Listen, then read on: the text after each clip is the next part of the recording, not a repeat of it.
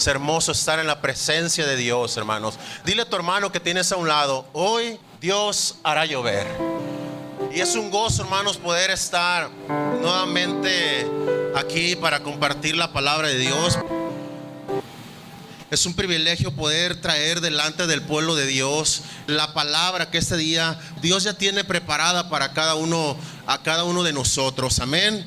Y en este mismo sentir, hermanos, en este mismo espíritu de adoración, les voy a pedir que por favor vayan junto conmigo al libro de Isaías. Vamos a abrir la palabra de Dios en el capítulo 55, versículo 10.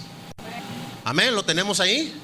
Vamos a dar lectura. La palabra de Dios se lee en el nombre del Padre, del Hijo y del Espíritu Santo. Versículo 10 dice: porque como desciende de los cielos la lluvia y la nieve, y no vuelve allá, sino que riega la tierra y la hace germinar y producir, y da semilla al que siembra y pan al que come, así será mi palabra que sale de mi boca. No volverá a mí vacía, sino que hará lo que yo quiero, y será prosperada en aquellos para que le envíe. Puedes tomar tu lugar, hermano. Y bueno, como todos sabemos, estamos en el mes de la Biblia, y es un buen tiempo, un buen mes para que todos y cada uno de nosotros podamos hacernos ese firme compromiso de poder agarrar nuestras Biblias y comerla. Y en esta tarde yo quiero traer un tema que lo he titulado: la palabra de Dios es lluvia y semilla. Y en esta tarde, hermanos, vamos a hacer una comparación de las cosas naturales que Dios usa para traerlas a la vida espiritual y poderlas aplicar de una manera práctica a nuestra vida, a nuestro diario vivir. Y bueno, en cierta ocasión se encontraba un profesor con su joven estudiante, y este profesor le pregunta a este joven estudiante cuál era el conocimiento que él tenía de la palabra de Dios. Y este joven, de manera así un poquito hasta cierto punto orgullosa, le dice a su profesor: bueno, pues yo me he memorizado 1500 versículos bíblicos. A lo que su maestro le pregunta: entonces quiere decir que si yo en este momento te pregunto 1200 versículos, ¿me los puedes dar de memoria? Claro, le dice, por supuesto, me sé 1500. El maestro le dice: te voy a pedir que me recites por lo menos 12 versículos que tú ya hayas aplicado a tu vida y los hayas vivido.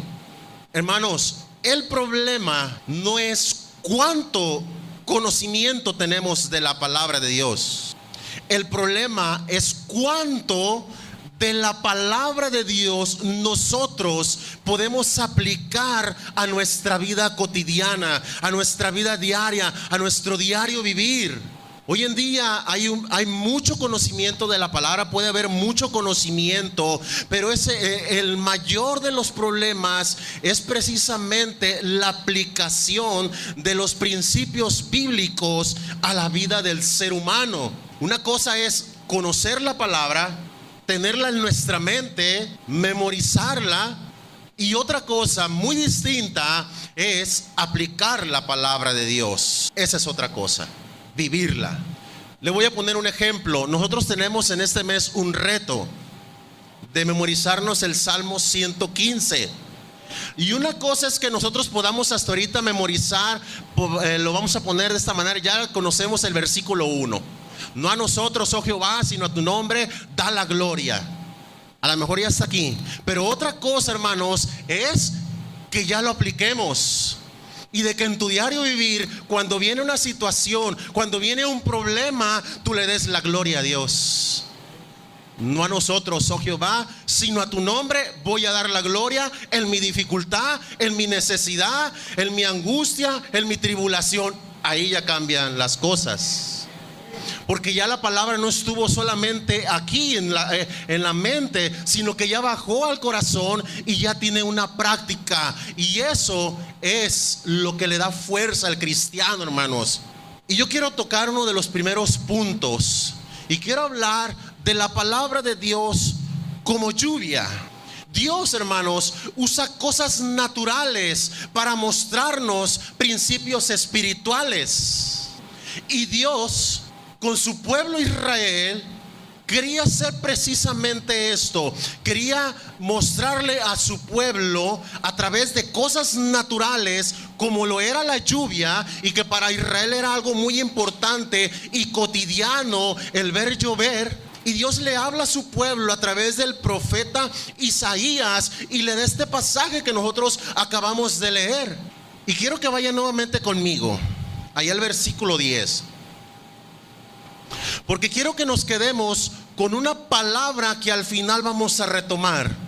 Versículo 10, al principio del versículo 10, hermanos, hay una palabra muy importante que quizá la podemos pasar por desapercibida, y esa palabra es ¿por qué? Y luego dice, como desciende de los cielos la lluvia y la nieve. Nos vamos a quedar, hermanos, con esa pequeña palabra. Aquí póngala en su mente, ¿por qué? Porque al final del mensaje vamos a volver a esa palabra. Amén. Entonces Dios usa las cosas naturales, hermanos, para empezar a hablarle a su pueblo. Y les habla, toma algo tan natural como es la lluvia. Hermanos, hoy más que nunca podemos ver una gran sed espiritual, hermanos. Hoy más que nunca podemos ver una hambre, una sed por la palabra de Dios. Y esta sed, hermanos, que la gente y aún el cristiano tiene esta sed, se ha debido al abandono de la lectura de la palabra de Dios. Y cuando el cristiano, hermanos, abandona la lectura de la palabra de Dios, el cristiano se empieza a decaer en su vida espiritual.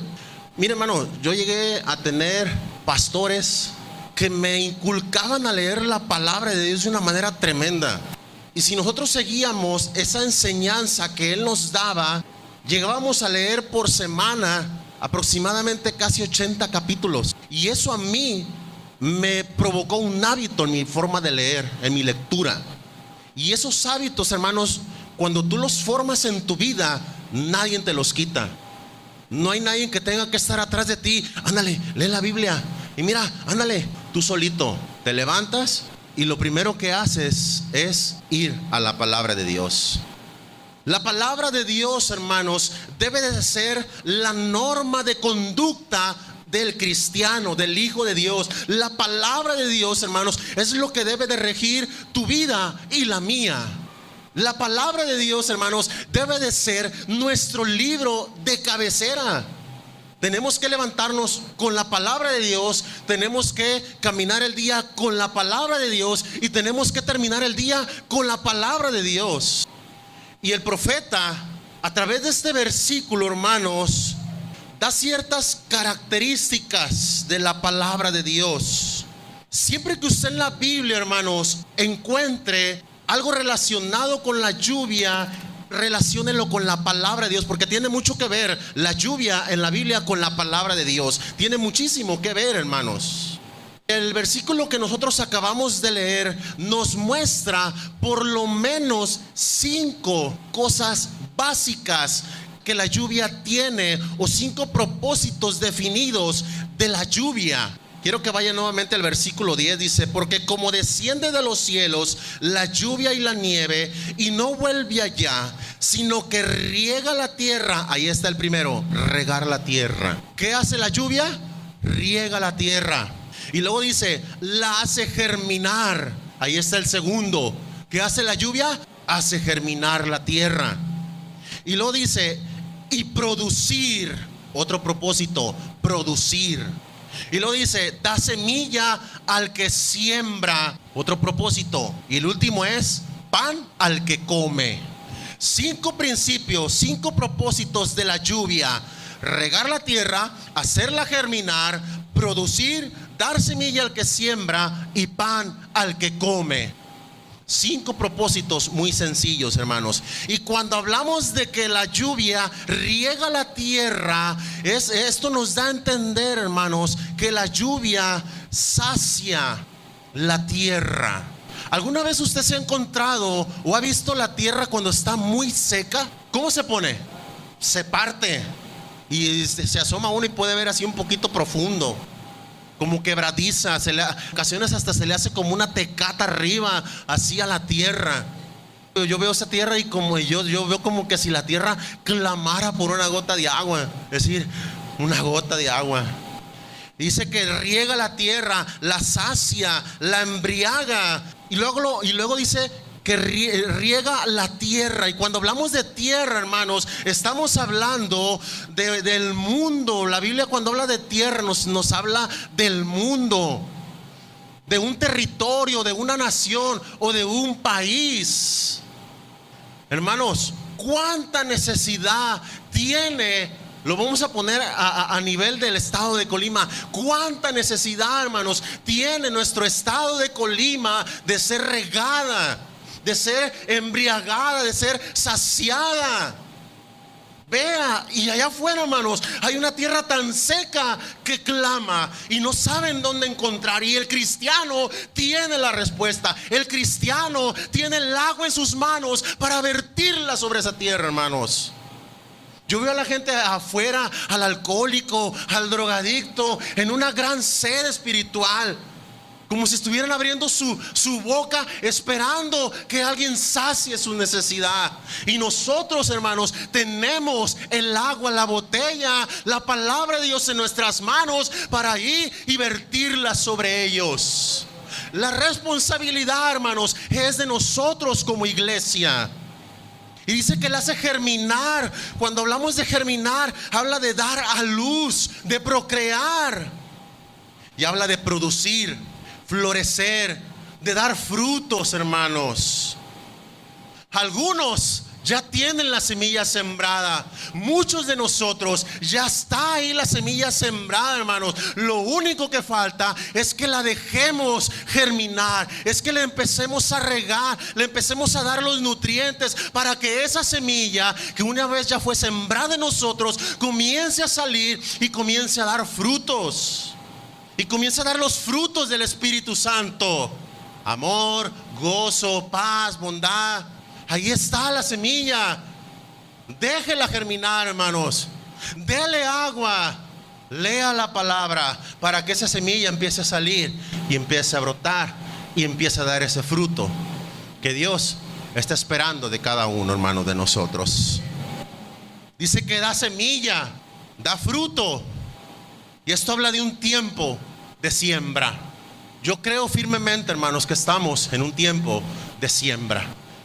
Yo creo firmemente, hermanos, que Templo Betania, Dios lo está llevando, lo está preparando para un tiempo de siembra. Necesitamos quitarnos nuestros anteojos, hermanos, y ponernos los de Dios, porque a lo mejor los nuestros ya están un poco empañados y necesitamos colocarnos los de Dios para poder ver lo que Dios ya está preparando, hermanos. Por lo regular, y ahorita lo cantábamos, lluvias tempranas y ¿qué? Y tardías. Usted se ha puesto a pensar lo que cantamos a veces en esos cantos. Haz llover, manda la lluvia temprana, manda la lluvia tardía. Hermanos, para el pueblo de Israel las lluvias eran algo muy importante, Todo el año les llovía, todo el año. Y era tan importante que el pueblo de Israel fraccionaba las lluvias por temporadas, por meses. Y tenía dividido todo el año en 3 tipos de lluvias. Para ellos, hermanos, eran muy importantes. Y la primera lluvia era la lluvia temprana. Era el primer mes para el pueblo de Israel, la lluvia temprana. Y esta lluvia, hermanos, duraba muy pocos días. Era una lluvia muy escasa, pero era la lluvia necesaria para regar la tierra que se encontraba absolutamente seca. ¿Cómo es Dios, hermano? Ni más agua ni menos agua. La necesaria para que ese tiempo de sequía que el pueblo de Israel había pasado, les mandaba la lluvia, y era exactamente la que la tierra necesitaba para ser preparada, para que la tierra se pudiera trabajar. Dios es maravilloso, hermanos.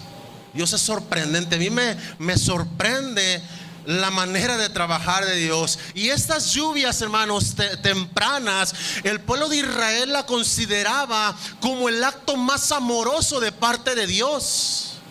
Llegaban estos tiempos y ellos decían: Dios es tan bueno que nos ha regalado esta lluvia. Lo veían de esta manera, el acto más amoroso de Dios.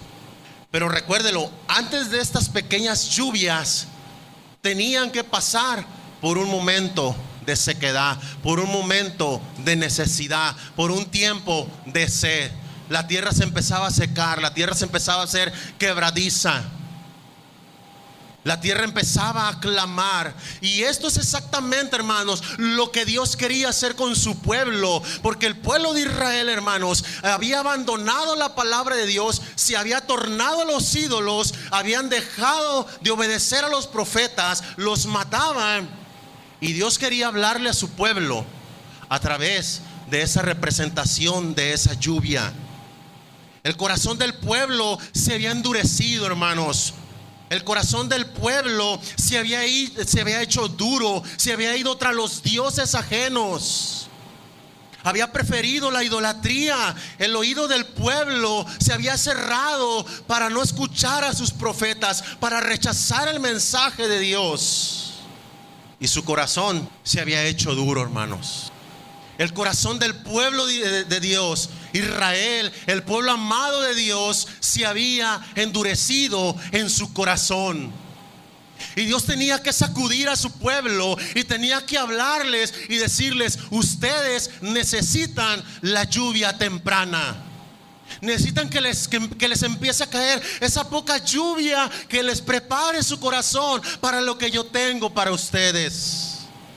Hermanos, todos nosotros, todo cristiano, le va a llegar su momento de sequía. Dile a tu hermano que tienes a un lado: ¿estás listo?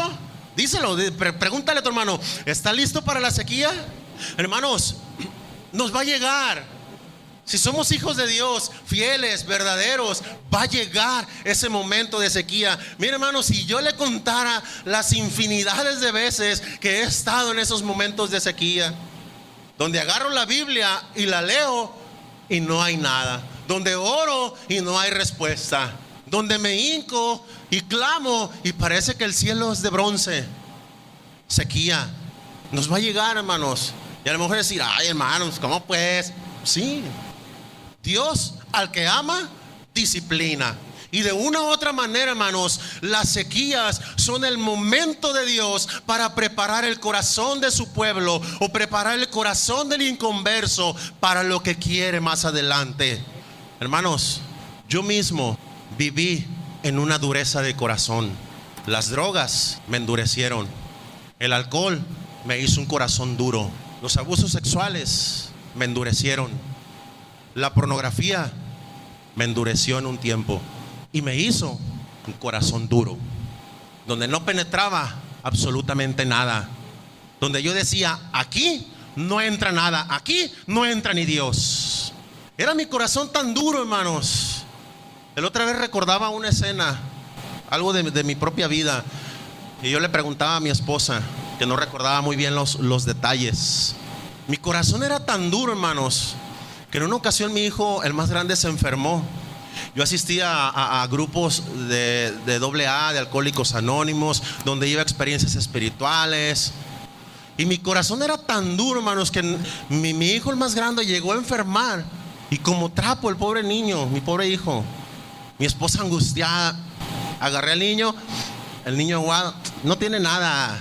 Así era mi corazón, duro, seco como una piedra, hermanos.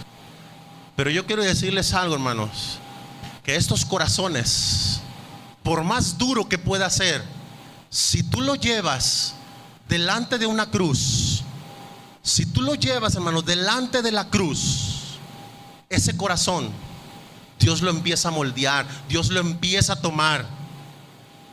Ese corazón duro como piedra, que no le entra absolutamente nada, si lo llevas delante de la cruz, un día el mensaje tuvo que empezar a llegar a mi vida, hermanos. La palabra tuvo que empezar a gotear, tuvo que empezar a destilar sobre ese corazón duro, hasta que por fin, ya cansado, tuve que ir delante de la cruz y decirle: Dios, ya no puedo. Estoy cansado, Dios. Estoy agotado, he probado en todo. Me iba los fines de semana a encierros espirituales y regresaba igual de vacío, regresaba enojado, regresaba molesto, regresaba sediento. Nada me llenaba, hermanos. Y la palabra empezó a destilar en ese corazón, hasta que un día, de rodillas, le dije: Señor, no puedo, ya no puedo. Y ese corazón duro, hermanos, Dios lo tomó y lo hizo pedazos.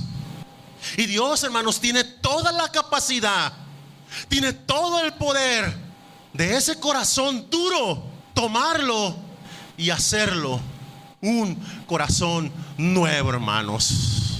Corazón saciado por la presencia de Dios, un corazón que anhela y vuelve a tener palpitaciones diferentes, anhelos por conocer a Dios. Y por consecuencia, cuando Dios tomó mi corazón, hermanos, cuando lo llevé delante de la cruz, cuando el Señor lo tomó y lo hizo pedazos, Dios me dio un corazón nuevo, hermanos, y empezó a haber anhelos nuevos en mi vida. Y pude encontrar, hermanos, en la palabra de Dios lo que tanto necesitaba. ¿Sabes, hermanos? Agarraba la palabra y me la devoraba. Me recuerdo, jamás se me olvida mi momento de conversión. Tomaba mi Biblia y apuntaba y hacía apuntes y la leía y la leía. Llegaba de trabajar y lo que quería hacer es tomar mi Biblia y leerla y leerla. En momentos que tenía en mi trabajo, me llevaba mi Biblia y la leía, porque fue la única manera, hermanos, en que yo, aunque le había entregado mi corazón a Cristo, aunque Dios me había dado un corazón nuevo, era la única manera, a través de empezar a lavar mi mente, que pude empezar a tener pensamientos diferentes, hermanos. Pude entender a través de comenzar a leer la palabra de Dios, que al Señor no le gustaba que yo bebiera, que a Dios no le gustaba que yo me drogara. Pero ahí estaba en la palabra de Dios. Y Dios, hermanos, tiene toda la capacidad, todo el poder de enviar su lluvia y poderte saciar, poderte llenar, hermanos. El otro tiempo que era la lluvia torrencial. Llegaba la lluvia tardía, se acababa el temporal de la lluvia tardía y llegaban las lluvias torrenciales, hermanos. Esta lluvia llegaba inmediatamente después de la temprana. Y era la lluvia necesaria y suficiente para que la semilla ya empezara a germinar, empezara a salir. Y esto representa, hermanos, la llenura del Espíritu Santo sobre el Hijo de Dios. La Biblia nos llama, hermanos, y nos exhorta a ser llenos del Espíritu Santo. No te embriagues con vinos en el cual hay disolución, antes bien ser llenos del Espíritu Santo. Terminaba la lluvia torrencial y venía la lluvia tardía. Y esta lluvia ayudaba, hermanos, a que la siembra se madurara, porque era una lluvia combinada con sol. Era algo sorprendente lo que Dios hacía, hermanos. Mandaba la lluvia con una combinación, no sé cómo pasaba en ese tiempo, de sol, que era la suficiente y necesaria para que cayera y le diera el sol, y la necesaria para que el fruto madurara. Y esta lluvia representa, hermanos, el Espíritu Santo en la vida del creyente maduro, preparándolo para los momentos de tribulaciones y aflicción, para que cuando lleguen, si es un cristiano maduro, cimentado en la palabra de Dios, y nada te derrumbe. Y un segundo punto, hermanos, que quiero hablar rápidamente, es la palabra de Dios como semilla. Y en el libro de Lucas nos habla de una parábola llamada la parábola del sembrador. ¿La conoce? Es una parábola que todos nosotros conocemos, hermanos. En Lucas capítulo 8 nos habla y nos da la muestra de un sembrador. Un sembrador el cual tipifica, hermanos, a Dios, pero que también nos tipifica a usted y a mí como esparcidores de la palabra de Dios. Yo le decía al principio, hermanos, la responsabilidad es de nosotros como iglesia. La parábola dice que la semilla es la palabra de Dios, y empieza a hablar de diferentes terrenos, y rápidamente nos habla de una semilla que cae junto al camino. Esa semilla cae junto al camino sobre una tierra dura, donde la semilla no penetra. Esto representa, hermanos, la condición del hombre en su corazón, donde la palabra no le penetra. Se vuelve insensible, hermanos. Pablo le decía a los corintios que Satanás ponía un velo sobre el incrédulo para que no le resplandeciera el evangelio de Jesucristo. La parábola también nos habla de semillas que caen sobre la piedra. Esta semilla, hermanos, nos habla de una semilla que no cae donde hay una tierra suficiente. Nos habla que la recibe con gozo, con alegría, pero quizá, hermanos, no la recibe de todo su corazón. Gente que viene, que escucha la palabra de Dios y sale contento, sale con gozo, sale cantando y sale, el servicio estuvo padrísimo y la palabra estuvo tremenda, y se va con gozo a su casa, pero no es una semilla que la haya recibido el que la escuchó con todo su corazón. No la dejó penetrar más allá de una emoción. Por lo tanto, hermanos, es una semilla que no perdura, no dura. A la semana, a la media semana, abandona. Y luego nos habla de una semilla que cae entre los espinos. Y estos espinos, hermanos, nos dice que son los afanes y las riquezas y los placeres de este mundo. Esta gente tiene sus prioridades muy lejos de Dios, muy alejados de buscar el reino de los cielos y su justicia. Nos habla de los afanes de este siglo, de este tiempo, que endurecen el corazón aún a veces del cristiano, porque podemos dar mucho tiempo a muchas otras cosas. Trabajo, y yo no estoy diciendo, hermanos, que no tenemos que trabajar. Yo trabajo, y todos nosotros tenemos trabajos, y tenemos todos nosotros que sujetarnos a patrones. Pero yo le quiero decir algo: si usted coloca a Dios en primer lugar, Dios le va a abrir las puertas necesarias, hermano.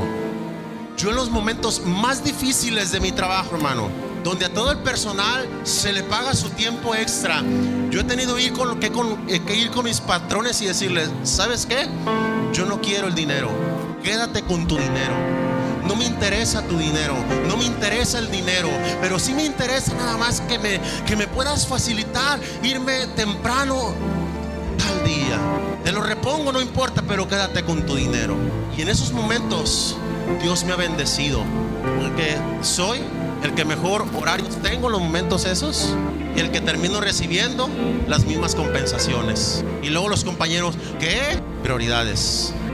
Que no te ahoguen la palabra, hermanos, los afanes de esta vida. Busca primeramente el reino de los cielos y su justicia. Que no venga Satanás, hermanos, y te arranque esa semilla, porque habla que el enemigo viene y la quita. Y esa palabra quita es como si la arrancara con violencia. Y recuerda que nuestro enemigo es violento, no descansa y no duerme. Pero recuerda que tienes un Dios más poderoso, más grande y más fuerte, y que su palabra está por encima de todas estas cosas, hermanos. Yo quiero invitarte en esta tarde, hermanos. Yo quiero provocarte a que tú examines tu corazón. ¿Cómo está tu corazón? ¿Estás sediento? se está secando, ya está seco. ¿En dónde está cayendo la semilla, hermanos? En tierra fértil, ahí nomás donde todo el mundo la quita, donde te hacen burla y vuelves para atrás. Yo necesito, hermanos, cada día beber de esas aguas. Yo necesito sumergirme, aunque no sienta nada, hermanos. El cristiano no debe de moverse por lo que siente. El cristiano se mueve por la fe, y por la fe en el Hijo de Dios.